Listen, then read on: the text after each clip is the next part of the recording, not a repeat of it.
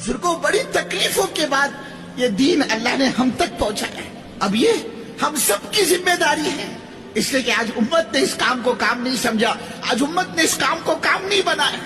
لوگ سمجھتے بھائی یہ دعوت و تبلیغ کا کام یہ تو بیکار لوگوں کے کرنے کا کام ہے. میں تو کوالیفائڈ آدمی، میں تو پی ایچ ڈی، میں تو ایم کام، میں تو ڈاکٹر صاحب، اور میں تو وکیل صاحب، اور میرے کو تو سر کھجانے کی فرصت نہیں. اللہ کی قسم، اللہ کی قسم، اللہ کی نگاہ میں سب سے بڑا مجرم وہی ہے جو اللہ کے دین سے اپنی جان بچاتا ہو.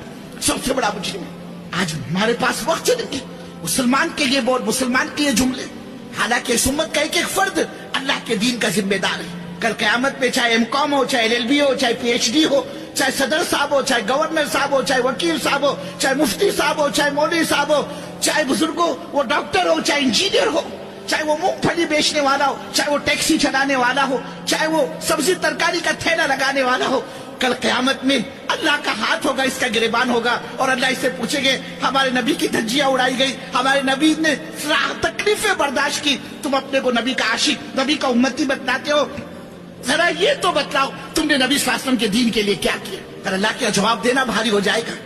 آج امت کا حال یہ ہے، امت شراب پینے کو گناہ سمجھتی ہے، امت منہ کالا کرنے کو زنا کو گناہ سمجھتی ہے، امت حرام کمائی کرنے کو گناہ سمجھتی ہے، امت دعوت کی محنت کو چھوڑنے کو گناہ نہیں سمجھتی.